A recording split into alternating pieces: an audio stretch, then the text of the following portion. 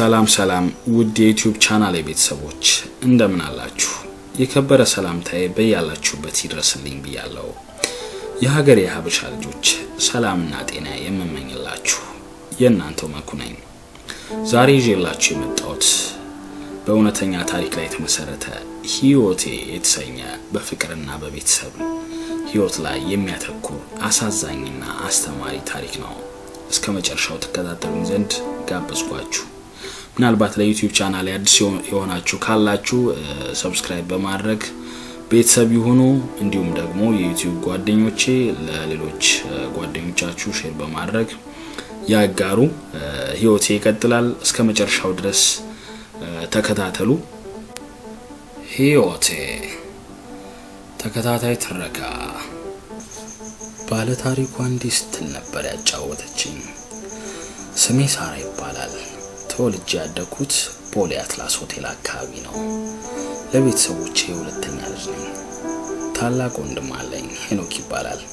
በቅጽል ስሙ እርግማን ይሉታል። 10ኛ ክፍል ውጤት ስላልመጣለት ሰፈር ውስጥ ቁጭ ብሎ አንዱን ካንዱ በማደባደብና የተሸነፈውን በመደብደብ ይታወቃል። አንዳንዴም ታክሲ ተራ አካባቢ ሄዱ ትንሽ ብር ሰብስቦ ይመጣል። በቃ በአጠቃላይ ወዘኔ ነው። እናታችን ከሞተች በኋላ እንዲያውም ብሶበታል። ይጠጣል፣ ይቅማል፣ ያጨሳል፣ የተለያዩ ሴቶችን ይዞ ያድራል።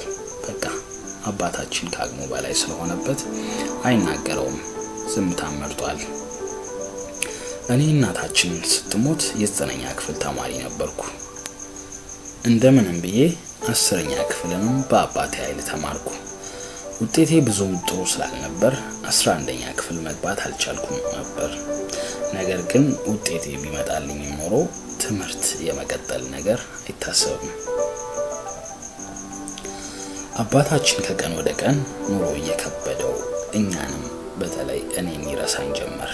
አንዳንዴማ ሳልበላ አድራለሁ። አንዳንዴ ደግሞ ወንድሜ እሱም ቀፋፍሎ ባገኘው ብር ለኔ ምራት ይዞልኝ ይመጣል። ኑሮ ከበደን። አባቴ በወንድሜ ይጠላው የነበረውን ማጨስና መጠጣት እሱም ጀመረው። በቃ ቤታችን ትርምስምስ ወጣ። ብቻዬን ቀረሁኝ።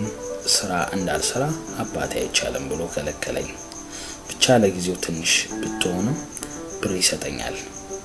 እኔ ግን በቃ ግራ ገብቶኛል። ወጣ ብዬ ስራ መፈለግ እንኳን አልቻልኩም። የሚያውቁኝ ሁሉ የእርግማን እህት መጣች ብለው ይሸሹኛል። ከኔ ጋር ታየ የተባለው ሰው ሁሉ እርግማን በቃ ምንም ሳያጣራ ይደበድባቸዋል። ለዛም ይፈሩኛል። ስለዚህ አማራጩ እቤት ውስጥ ተቀምጦ የአባቴን እጅ መጠበቅ ሆነ ስራዬ። አንድ ቀን ግን ያልጠበቅኩት ነገር ተፈጠረ። እኔ ቤት ውስጥ ተቀምጬ የአባቴን እጅ መጠበቅ ሆነ ስራዬ። አንድ ቀን ጧት አባቴ ከቤት ሲወጣ ብር ሰጥቶኝ ወጣ። ያለ ወትሮ ደስተኛ ነው። ሁሉም ነገር ይስተካከላል፣ እሺ ማታ ራት ሰርተሽ ጠብቂኝ፣ በጊዜ እንመጣለን። ሄኖኬ ማታ እንዳታመሽ፣ እሺ በጊዜና እኔም በጊዜ እመጣለሁ፣ ሰላም ዋሉ ብሎ አባቴ መኪናውን አስነስቶ ሄደ። በነገራችን ላይ እግዚአብሔር ይመስገን እናታችን ነፍሷን ይማረውና ጎበዝ ነበረች። ቤታችን የተሟላ ነው፣ ምንም አልጎደለብንም። ብቻ እሷ ከሞተች በኋላ ሁሉም ነገር ተቀየረ እንጂ ቤታችንስ ሙሉ ነበር። የዛን ዕለት የአባቴ በጧት ደስተኛ መሆኑ ገርሞኛል። የእናታችን መሞት የሁላችንን ቅስም ሰብሮታል። አባቴ እንደዚህ በጧት ደስተኛ መሆኑ ገርሞኛል። ሄኖክም ተነስቶ ፊቱንም ሳይታጠብ ጃኬቱን አንጠልጥሎ ቻው ብሎኝ ሄደ። እኔ ተነስቼ ቤቱን ማስተካከል ጀመርኩ። እናታችን ከሞተች በኋላ ለመጀመሪያ ጊዜ በደንብ ቤቱን ሳጸዳ፣ በቃ ቤቱን አፍርሼ ሰራሁት እስኪመስለኝ ቀኑን ሙሉ ሳጸዳው አልኩኝ። ምግብም ሰራው።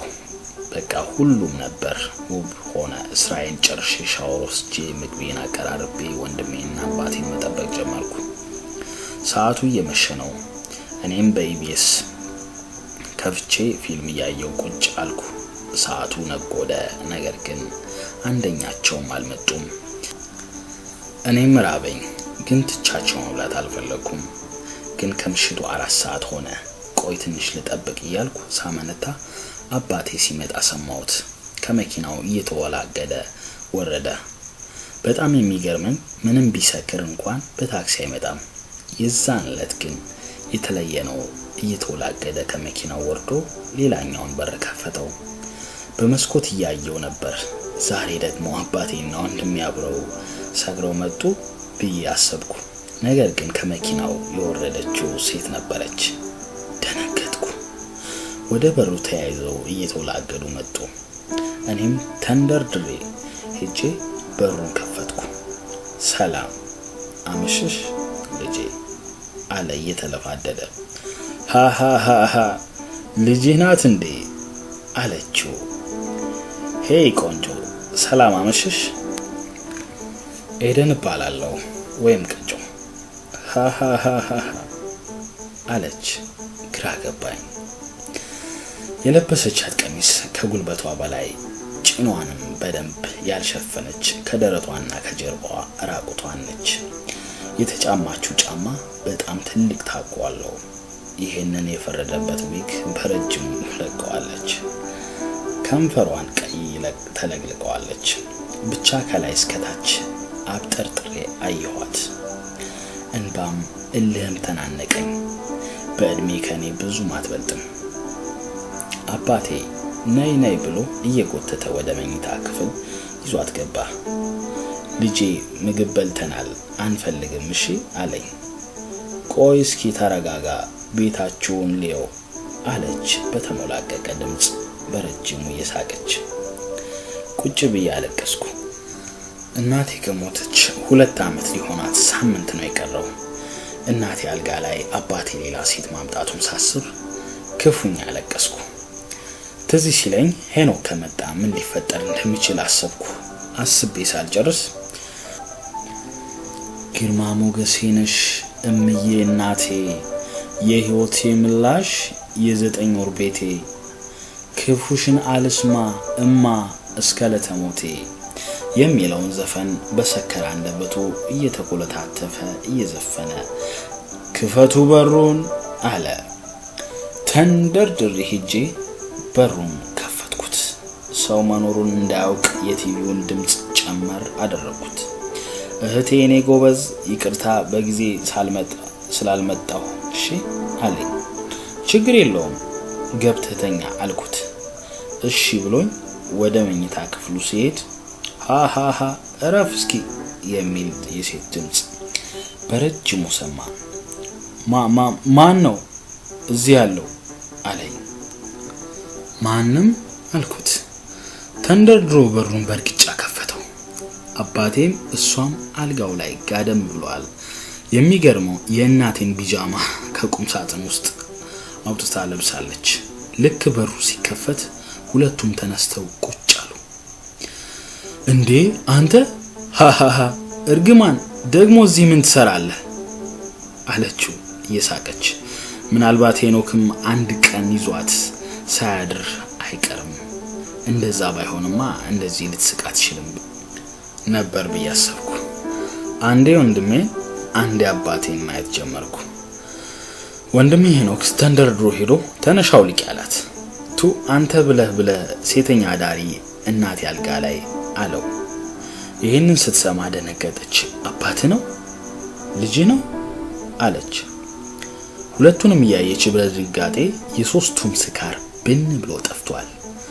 ሄኖክ ተነሽ ብሎ አንጠለጠላት። አንዴ ተረጋጋ እንጂ እርግማን የት ልትወስደኝ ነው? ቆይሽ ጫማዬን ቦርሳዬን ብሬንም አልከፈለኝም አለች። ቆተቷን ሰብስቦ አስታቅፏት አንጠልጥሏት ወጣ። የት ድረስ እንደወሰዳት ባላውቅም ቶሎ ተመለሰ። አባቴ ክፍል ገባ። በድጋሚ ብሎ ምራቁን ተፋበት። አንተ አባቴ አይደለህም አለው። ተነስ ይሄ ክፍል ላንተ አይገባም።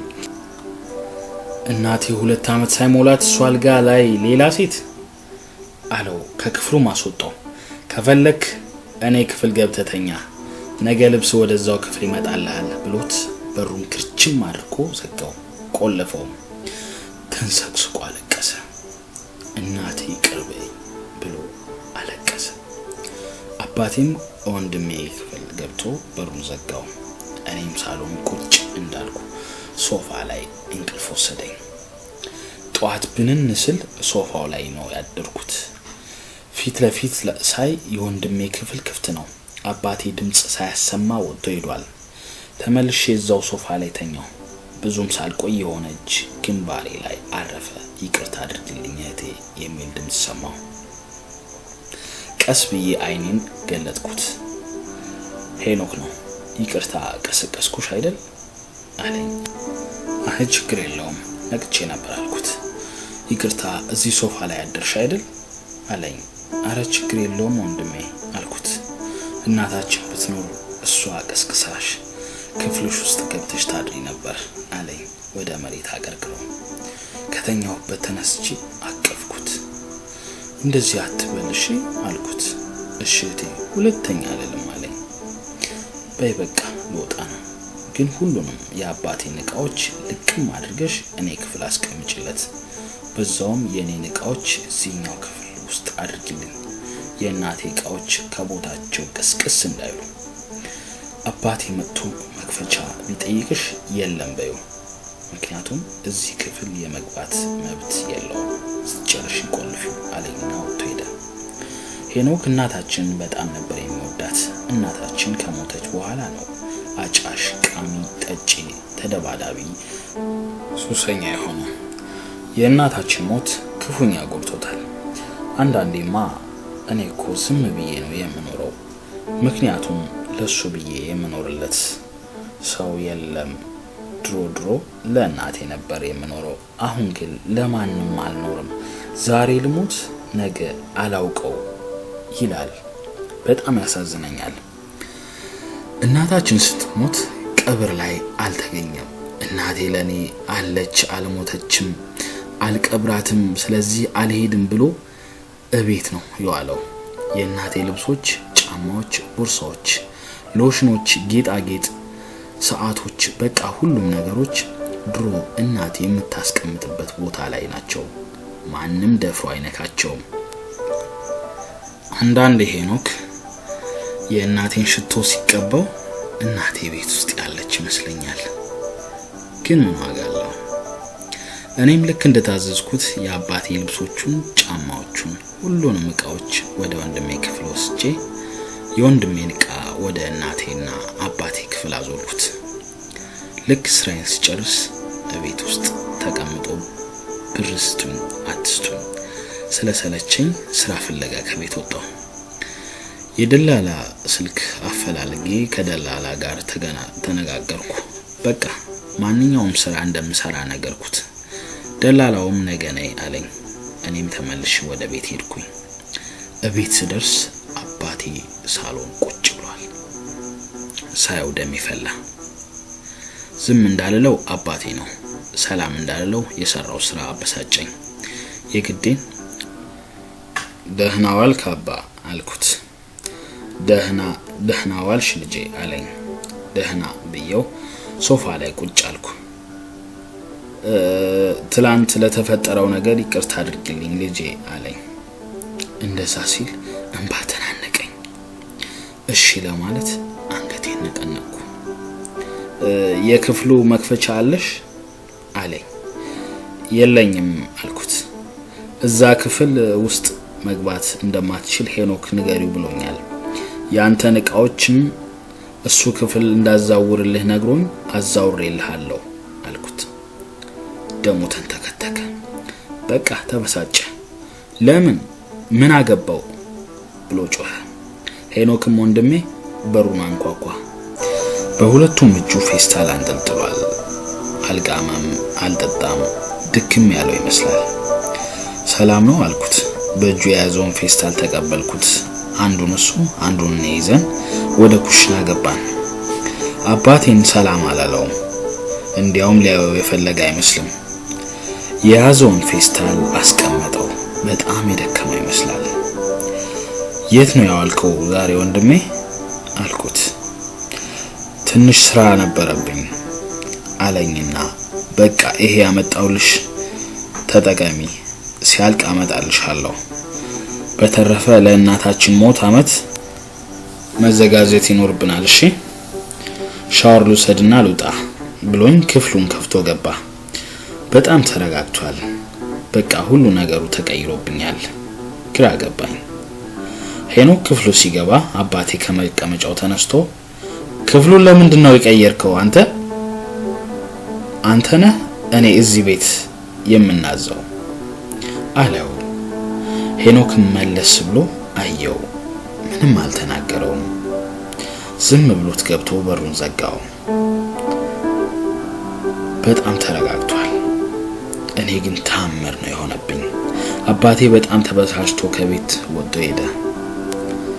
እኔም ሄኖክ ያመጣውን አትክልትና ፍሩቶች ፍሪጅ ውስጥ አስገባው።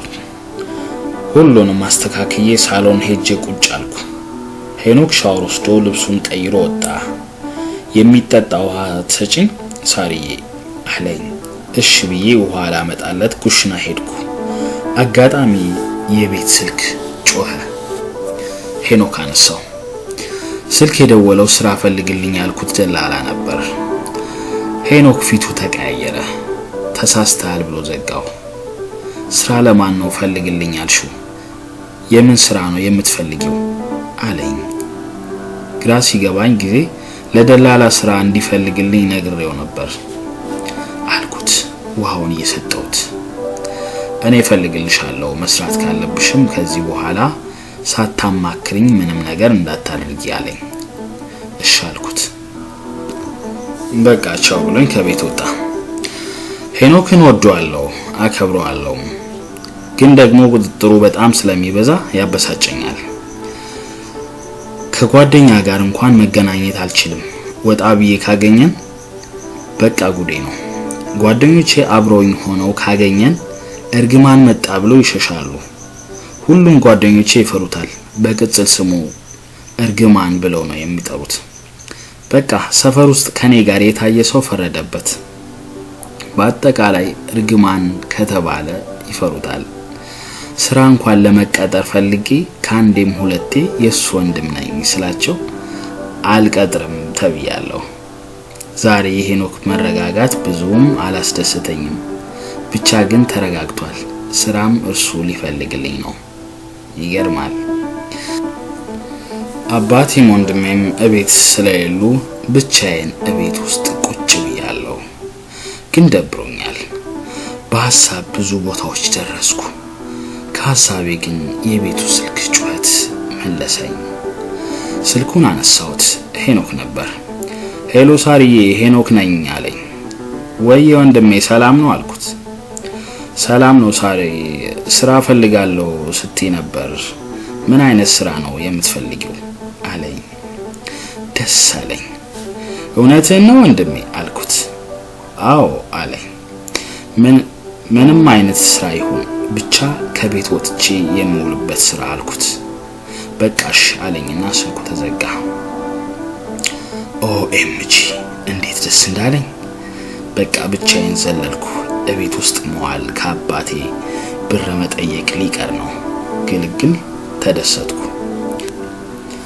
አባቴ ግን ደስተኛ ላይሆን እንደሚችል ሳስብ ደግሞ ግራ ገባኝ። ሰዓቱ መሸ። አባቴም አልመጣም። ሄኖክም አመሸ። ግራ ገባኝ። ራቴን ብቻዬን በላሁ። ሶፋ ላይ ብቻዬን ኩርምት ብዬ መጠባበቅ ጀመርኩ። ውስጤ ፍርሃት አለው። አባቴ በጣም ተበሳጭቶ ነው ከቤት የወጣው። ጠጥቶ ከሰው ጋር ቢጣላስ? በቃ ብዙ ነገሮችን አሰብኩ። በዛች ቅጽበት አባቴ መኪናውን እያበረረ መጣ። ዛሬስ ከማን ጋር ይሆን ብዬ አሰብኩ። ብቻውን ነበር። ከመጠን በላይ ሰክሯል። እየተንገዳገደ ሲመጣ አየሁት በመስኮት። በሩን ከፈትኩለት። ልደግፈው ስል ልቀቂኝ አለኝ። እሺ ብዬ ተውኩት። እየተንገዳገደ ወደ ሄኖክ ክፍል ገብቶ ተኛ። በጣም መሽቷል። ሄኖክ አልመጣም። የቤት ስልኩ ድንገት ጮኸ። ደነገጥኩ። ለመጀመሪያ ጊዜ በዚህ ሰዓት ስልክ ሲደወል ለማንሳት ፈራው። እየተንቀጠቀጥኩ ስልክም አነሳሁት። ጎርነን ያለ የወንድ ድምጽ ሃሎ አለኝ። በሚንቀጠቀጥ ትንፋሽ ሃሎ አልኩት። ይቅርታ በዚህ ምሽት ስለረበሽኩ የሄኖክ ቤት ነው አለኝ በዛ በሚያስፈራ ድምጽ። አዎ ምን ነው ችግር አለ ብዬ መልሼ ጠየቅኩት። ወንድሜ ምን ሆነ ምን ተፈጠረ አልኩት ደጋግሜ ጠየቅኩት። አይ ከሰው ጋር ተደባድቦ ፖሊስ ጣቢያ ነው ያለው እኔም ከዛ ነው የምደውለው ሳጅን ከበባው ባላለው ሲለኝ ውሃውንኩ። ምን ነው እሱ ግን ደህና ነው?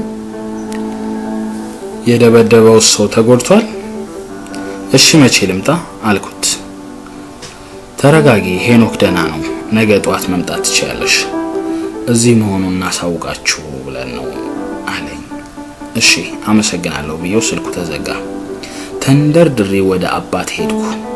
ባቢ አልኩት። በዚህ ትንሽ ደቂቃ ውስጥ እልም ያለ እንቅልፍ ወስዶታል። ከነ ለብሱ ከነ ጫማው ነው ዝም ብሎ በደረቱ የተኛው። ብጠራውም አልሰማም አለኝ። እንባዬ በጉንጮቼ ሲፈስ እያለቀስኩ ነው ታወቀኝ። አንድ ወንድሜ ነው እወደዋለሁ በጣም ክፉን መስማት አልፈልግም። ሶፋው ላይ ሄጄ በቁሜ ወደቅኩ። ምንድነው የማደርገው ብዬ ብዙ አሰብኩ። ጧት አባቴ ከመውጣቱ በፊት ማናገር እንዳለብኝ ወሰንኩ። ስለዚህ ግዴታ እዚሁ ሶፋ ላይ መተኛት ነው ያለብኝ። ሲወጣ እንድሰማው ብዬ እዛው ተኛሁኝ። መንጋት አይቀር ነጋ። አባቴ መኝታ ክፍሉን ሲከፍት ነው ብንን ያልኩት። ደህና አደርሽ ልጄ ይቅርታ ቀሰቀስኩሽ ግን ለምን እዚህ ተኛሽ አለኝ። ብድግ ብዬ ደህና አደርክ ባቢ ሄኖክ ታስሯል። ማታ ስልክ ተደውሎልኝ ነበር መጥቼ ስቀሰቅስህ አልሰማም አልከኝ አልኩት። ደነገጠ። መቼ የት ለምን ብሎ ጠየቀኝ። ሁሉንም ነገር ነገርኩት። ለሄኖክ መታሰር ብርቁ አይደለም ሁሌ ይታሰራል አድሮ ግን አያውቅም። አባቴ ቶሎ ያስፈታው ነበር ዛሬ ግን አደረ። አባቴን በቃ ልሂድቸው አለኝ። እሺ ባቢ ግን ደውልልኝ እሺ አልኩት። እሺ ብሎኝ እየበረረ ሄደ።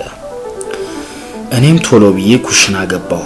ሄኖክ ርቦት ስለሚመጣ እንደመጣ ምግብ መብላት አለበት ብዬ ቁርስ አዘጋጀውለትና መምጫውን መጠባበቅ ጀመርኩ። ብዙም ሳይቆይ አባቴና ሄኖክ ተያይዘው መጡ። የሚገርመው አስፈትቶትም አያነጋግረውም። ልክ በሩን ከፍተው ሲገቡ ተንደርድሬ ተጠመጠምኩበት። ይቅርታ እቴ አስጨነቁሽ አይደል አለኝ። ደህና ነህ አልኩት። ደህና ነኝ አለኝ። ቁርስ ትበላለህ ስለው ሻወር ልውሰድና እሺ ብሎኝ ወደ ክፍሉ ገባ። አባቴን አመሰግናለሁ ብዬ አቀፍኩት። ችግር የለውም በቃ እኔ ወደ ስራ ልሂድ ብሎኝ ሄደ። በነገራችን ላይ ሄኖክ ከትላንት ወዲያ አባቴ ይዟት የመጣችውን ልጅ ሊያናግራትና ሁለተኛ ከአባቴ ጋር እንዳትመጣ ሊያስጠነቅቃት ሄዶ ነው ከሷ ጋር የነበረው ወንድ እኔ እያለው እንዴት ላናግሽ ትላለህ በማለት ተጣልተው ነበር የደበደበው። ደግነቱ ብዙም አልተጎዳም። ለዛ ነው ቶሎ የለቀቁት። ቢጎዳማ ኖሮ እዛው ይከርም ነበር። ሄኖክ ሻወር ወስዶ ወጣ። ቁርስም በላ። በቃ ዛሬ አልወጣም ልተኛ ስራ አግኝቼልሻለሁ ከሰዓት አብረን ሄደን እናነጋግራቸዋለን አለኝ። እሺ አልኩት። እሱም ተኛ። እኔም ስራዬን ተያያዝኩት። ምሳ ሰራው፣ ቤት አስተካከልኩ፣ ልብስ አጠብኩ። ከዛ ሄኖክን ቀሰቀስኩትና ምሳ በላን። ልብስ ቀይሬ እሱም ቀይሮ ተያይዘን ወጣን። ስራ የምቀጠልበት ቦታ ደረስኩ። ወይ ስራ ይገርማል። ለማንኛውም ከመቀመጥ ይሻላል። ያገኘልኝ ስራ ግሮሰሪ ውስጥ ብርጭቆ ማጠብ ነበር። ይህንን ስራ የመረጠው ማታ የሚያመሸው እዛ ስለሆነ ስራ ስጨርስ ወደ ቤት ይዞኝ እንዲሄድ በማሰብ ነበር። በዛውም የግሮሰሪው ባለቤት ጓደኛው ነው። ግሮሰሪው ቺቺኒያ አካባቢ ነው። ስራ ቦታው ስንደርስ አጋጣሚ አሰሪው አልነበረም። ነይ ብሎኝ በረንዳ ላይ ቁጭ አለን። የሚገርመው እዛ ቁጭ ብለን ሄኖክን እየመጡ ሰላም የሚሉት ሰዎች አበዛዛቸው ሴቶቹ ወንዶቹ ይገርማል። ደግሞ እርግማን ብለው ነው የሚጠሩት። እኔማ በቃ እርግማን ለወሰንኩ። ሆይ ይሄን ያክል ስሙ ተወዳጅ ከሆነ የሴቶቹ ብዛት አንዷ የለበሰችው ልብስ ብታዩት ባትለብስ ይሻላታል። ራቁቷን ነች። ብቻ ምን ልበላችሁ የቀለም ፋብሪካ ትመስላለች። ተለቅልቃ በዛ ላይ ይሄንን የፈረስ ጭራ የመሰለ ዊግ ተሸክመዋለች። ብቻ ምን እንደምትመስል ድንገት ደመቁ ነይ አላት እርግማን። ድንግጥ አልኩ። እሷም እርግማን አለችና የተጫማችውን ጫማ ትልቀቱ አይጣል ነው እየተወላገደች መጣች። ሰላም ነው አለች እየተሞላቀቀች።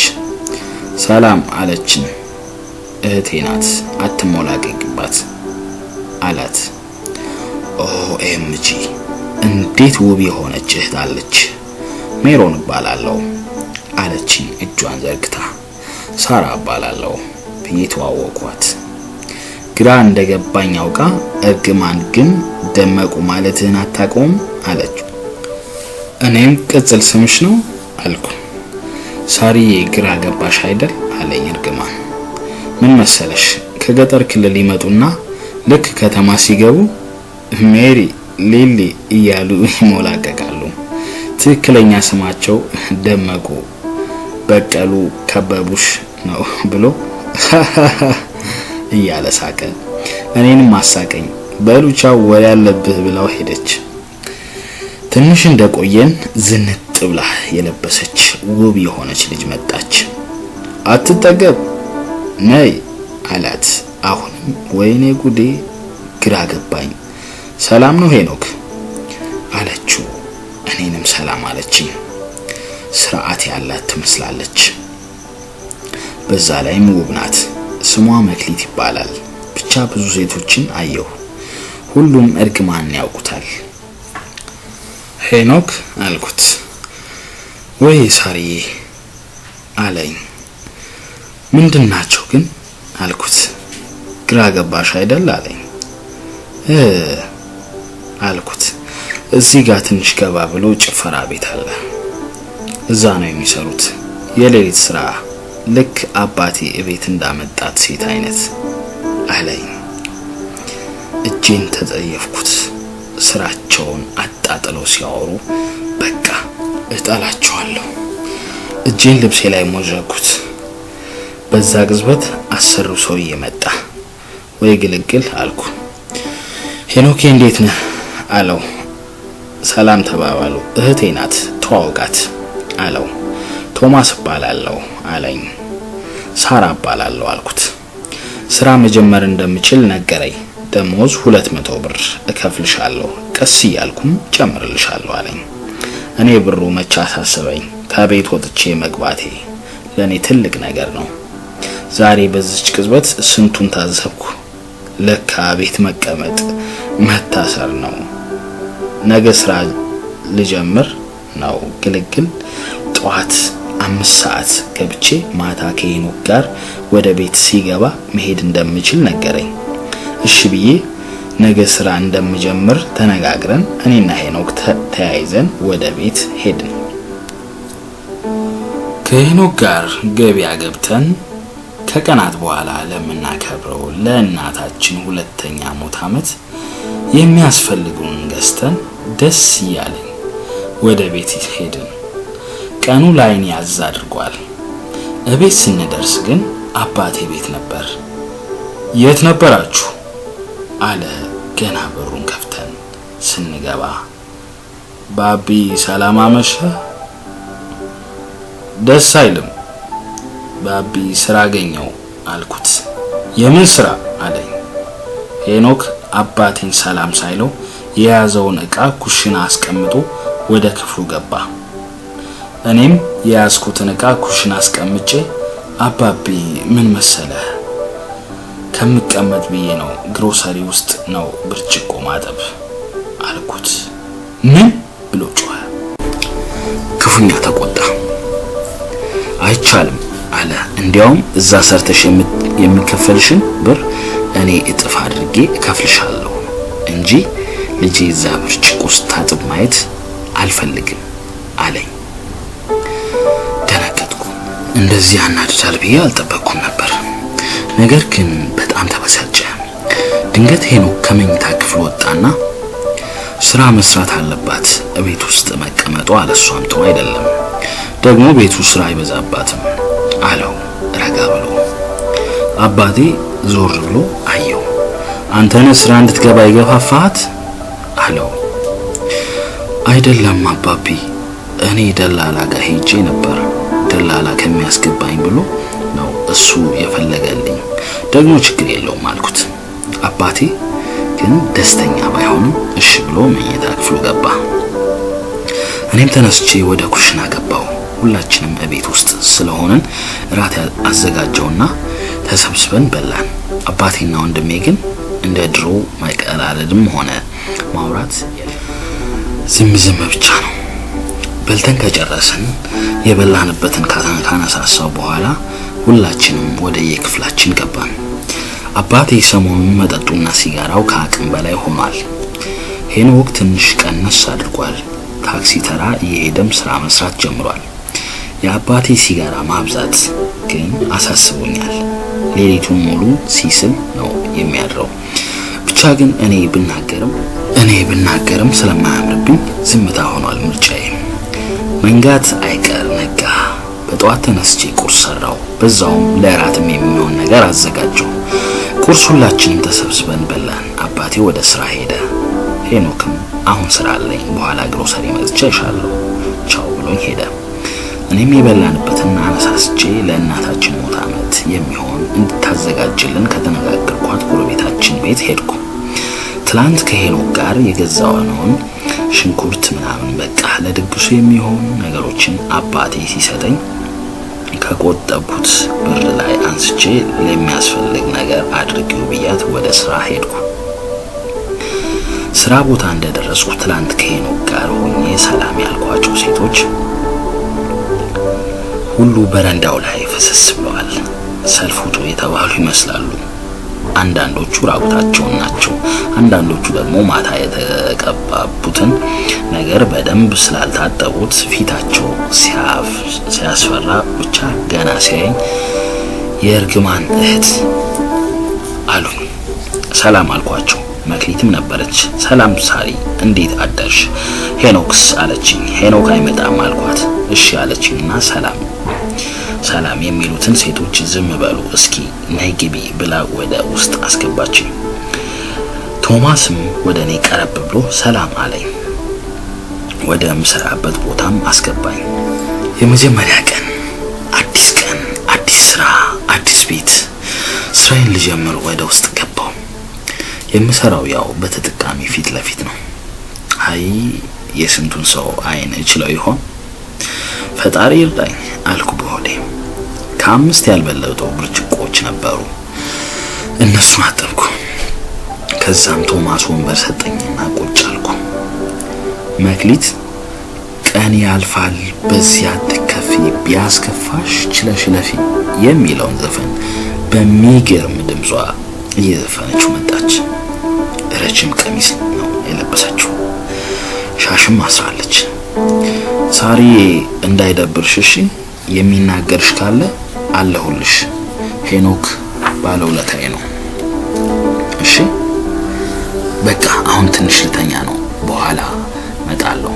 እሺ ቻው መልካም ቀን አልኳት። ብዙም ሳይቆይ ወንድሜ ሄኖክ መጣ። እንዴት ነው አለኝ። አሪፍ ነው አልኩት።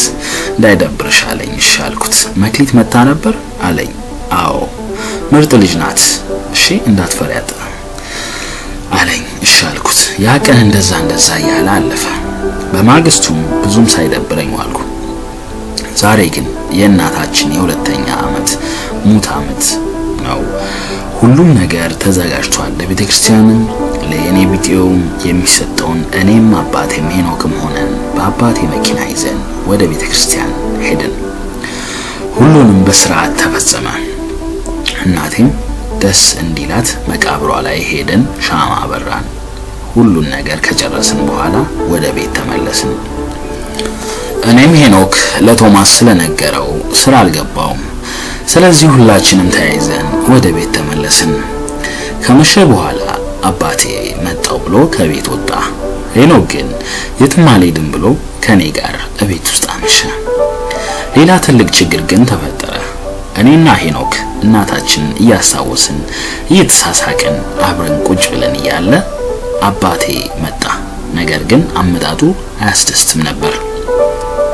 አባቴ ያለ ወትሮ በዜሮ ማርሽ መኪናውን አስገብቶ ሲያቆም አልሰማነውም። ብቻ በሩ ሲንኳኳ ሰምቼ ተነስቼ በሩን ስከፍት ልክ እንደከፈትኩት አባቴ እግሬ ስር ውድቅ ሲል አየሁት። የመጨረሻ ደነገጥኩ። ህልም መሰለኝ። ማመን አልቻልኩም። ባቢ ባቢ ሄኖክ ብዬ ጮህኩ። ሄኖክም መጥቶ ሲያይ ባቢ ወድቋል። ቀና ስናደርገው በአፍንጫው ደም ይፈስ። የምንይዘው ጠፍቶብን ግራ ገባን፣ ተደናገጥን። ከመጠን በላይ ጠጥቷል። እፈራ የነበረው ነገር ደረሰ። የሲጋራና የመጠጥ ብዛት ችግር ሊፈጥርበት እንደሚችል አስብ ነበር። ወዲያውኑ አፋፍሰን መኪና ውስጥ አስገባ ነው። በሩን እንኳን በደንብ ሳንዘጋ ሄኖክ መኪናውን አስነስቶ ወደ ሆስፒታል አመራን። ሆስፒታል ደርሰን ዶክተሮቹ ምርመራውን የአባታችን ውጤት እስከሚነግሩን እኔ እጅም እግሬም ይንቀጠቀጥ ነበር። ብዙ ነገር አሰብኩ። አእምሮዬ ቀና ነገር ማሰብ ተሳነው። እናታችን በሞተችበት ዕለት ደግሞ አባታችን አንድ ነገር ይሆንብን ይሆን እንዴ ብዬ አሰብኩ። አለቀስኩ። ሄኖክ ግን ዝም ነገረኝ። እሺ ብዬው ዝም አልኩ። ከመቀመጫ የተነስቼ መንጎራረጥ ጀመርኩ። ድንገት አንድ ዶክተር ወደኛ መጣ። ዶክተር አልኩት። ባቢ እንዴት ነው? ተሻለው አልኩት። ተረጋጉ፣ አባታችሁ ደህና ነው፣ ግን በጣም ስለጠጣና ትንሽ ደም ስለፈሰሰው እዚህ መቆየት ይኖርበታል አለኝ። ትንሽ ተንፈስ አልኩ። ሄኖክም ዶክተሩን እናመሰግናለን አለው። ችግር የለውም አለ ዶክተሩ። ለማንኛውም ተከተለኝ፣ የሚገዛዙ ነገሮች አሉ እጻፍልህ አለው። እሺ ብሎ ተከትሎ ሄደ። ሄኖክም የሚያስፈልገውን ነገር ሁሉ ገዛዝቶና ከፍሎ መጣ። አባቢ የእንቅልፍ መርፌ ሰጠውት ተኝቷል። እኔም እዛው ጋደም አልኩ። ወንበር ላይ ቅዠት የሞላበት እንቅልፍ ወሰደኝ። ሲነጋጋ ግን የሆነ ነገር እጄን ያዝ ሲያደርገኝ ተሰማኝ። ብንን አልኩ። ሄኖክ ደገፍ እንዳለ እንቅልፍ ወስዶታል። አባቴ ነው። አባቴ ነቅቶ ባቢ ደህና ነህ? ተሻለ አልኩት። አዎ ለማለት አይኑን ከደን ገለጥ አደረገ። ተመስገን አልኩኝ። ሄኖክን ቀሰቀስኩት። ሄጄም ዶክተር ጠርቼ መጣሁ። ዶክተሩም መድኃኒት አዞለት ቤት መሄድ እንደሚችል ነገረን። ደስ አለኝ። ወደ ቤት ልንመለስ ነው። ለአባቴ የታዘዙ መድኃኒቶችን ገዝተን ወደ ቤት መጣን። እኔም ለአባቴ የሚሆኑ በዶክተር የተነገረኝን ሰራውለት። ለኔና ለሄኖክም ሰራው። አባቴ ትንሽ ደና ስለሆነ ግዴታ ስራ መሄድ ስለነበረብኝ ሻወር ወስጄ ልብሴንም ለብሼ ባቢ ትንሽ ልስራና አስፈቅጄ እመጣለሁ እሺ ብዬው ልሄድ ስል ሄኖክ በጊዜ ከስራ ውጪ፣ እኔ እዚህ እጠብቅሻለሁ፣ ከቤት የትም አልሄድም አለኝ። እሺ ብዬው ወደ ስራ ሄድኩ። የዛን ቀን ግማሽ አካሌ እቤት ግማሽ አካሌ ስራ ቦታ ሆኖ ዋለ። የማታ መክሊት መጣች። ሰላም አለችኝ። ሄኖክ እንደደወላለትና ሁሉንም ነገር እንደነገራት ነገረችኝ። አይዞሽ ብላኝ ትንሽ አጫውታኝ ሄደች። መምሸት አይቀር መሸ። እኔም በጊዜ ወደ ቤት ሄድኩ። አባቴም ደህና ነው፣ ሻል ብሎታል። አባቴና ሄኖክም ታርቀዋል። እየተሳሳቁ ደረስኩ። ደስ አለኝ። ቤታችን ሰላም ወረደ። ደስ ሲል ክልክል አልኩኝ በልቤ። ቀናትን እየተኩ ነጎዱ። አባቴም ተሽሎት ስራ ጀመረ። እኔም ስራዬን እየሰራው ነው። ሄኖኬም ታክሲ መንዳት ስለጀመረ ጊዜ የለውም፣ ቢዚ ሆኗል። በቃ ሁላችንም ስራ ውለን ማታ ነው የምንገናኘው። ስንገናኝም በፍቅር ተሳስቀን እንተኛለን። እኔም ከመክሊት ጋር ምርጥ ጓደኛሞች ሆነን በቃ ምርጥ ልጅ ናት። መክሊት ተወልዳ ያደገችው አዳማ ናዝሬት ነው። ነገር ግን ለትምህርት አዲስ አበባ ዩኒቨርሲቲ እንደመጣች በዛው ቀረች። ከዩኒቨርሲቲ ስትባረር የመጨረሻ አማራጭ ብላ የወሰደችው ሴተኛ አዳሪ መሆንን ነበር። ከገባችበት በኋላ መውጣት አቅቷት ነው። መክሊት ከሁሉም ሴቶች ትለያለች። አትቅምም፣ አታጨስም፣ መጠጥ ግን በደንብ ትጠጣለች። የተፈጥሮ ውበቷም በቂዋ ነው። እኔና እሷም በደንብ ተግባባን። በአጠቃላይ ሴቶቹን ሁሉንም ቀረብኳቸው፣ ተግባባንም። ሲደብረኝ ፈታ ያደርጉኛል በቀልዳቸው። በቃ ነገሮች ሁሉ ተቀየሩ። ሁላችንም ደስተኞች ነን። ግን አንዳንዴ አባታችን ከቤት ውጭ ያድራል። ግራ ይገባኛል። ሄኖክና አባቴ ዛሬ ሰላም፣ ነገ ጸብ ይሆናሉ። ግን ብቻ ሰላም ነው። እኔም ደሞዝ ተጨመረልኝ። 250 ብር ሆነ ደሞዜ። ደስ ሲል አንዳንዴ ስራ ቦታ የሚጠጡ ተጠቃሚዎች ፊት ለፊታቸው ስለሚያዩ ይችን መሳይ ልጅ ብርጭቆ ማጠብ የለባትም እኛ እናስተዳድራት የሚሉ አበዛዛቸው። ግን እርግማን ወንድሜ መሆኑን ሲነገሩ ዝምታን ይመርጣሉ። አንድ ቀን ግን ያጋጠመኝ ሰውዬ በጣም ግርምትን ፈጠረብኝ። ይች ልጅ የኔ ነች፣ አባቷን ጠይቄ አገባታለሁ ብሎ እርግጠኛ ሆነ። ስለ እርግማን ሲነገረውም ምንም አልመሰለውም። እኔ ግን ከምንም አልቆጠርኩትም። ማታ እርግማን መጥቶ ስለሚወስደኝ ማንም ደፍሮ አያናግረኝም። እንደዛ እያልኩ ቀናቶች ገፉ። የአባቴ ህመምም እንደገና እያገረሸ መጣ። በዶክተር ተው የተባለውን መጠጥና ሲጋራ እንደ አዲስ ጀምሮታል። ሁሌም ከአፍንጫው ደም ይፈሳል። ሆስፒታል ሂድ ስንለው እሺ እሄዳለሁ ይለናል፣ ግን አይሄድም ነበር። በኋላ ግን ነገሮች እየባሱ መጡ። እንዳጋጣሚ ሆኖ ግን ሄኖክ ስልክ ገዝቶ ሰጥቶኝ ነበር፣ ለክፉም ለደጉም ያጁ ብሎ። ታዲያ ያ እኔን እንደሚያገባኝና አባቴ ጋር ሽማግሌ እንደሚልክ ሲፎክር የነበረው ሰውዬ ስልኬን አፈላልጎ ወስዶ ዝም ብሎ ይጨቀጭቀኛል። በእድሜ ከእኔ ቢያንስ በ12 ዓመት ይበልጠኛል፣ አባቴ ማለት ነው። አንድ ቀን ግን እሱ ደውሎ እየተጨቃጨኩ ሳለ ድንገት በመሃል የሄኖክ ስልክ ሲገባ አየሁት። ያንኛውን ዘግቼ የሄኖክን ስልክ አነሳው። ሄሎ ሄኒ አልኩት። ሳሪ አለኝ ቁርጥ በሚል ትንፋሽ። በጣም ደንገጥ ብዬ ወይ ወንድሜ ደህና ነህ አልኩት። የት ነሽ አለኝ።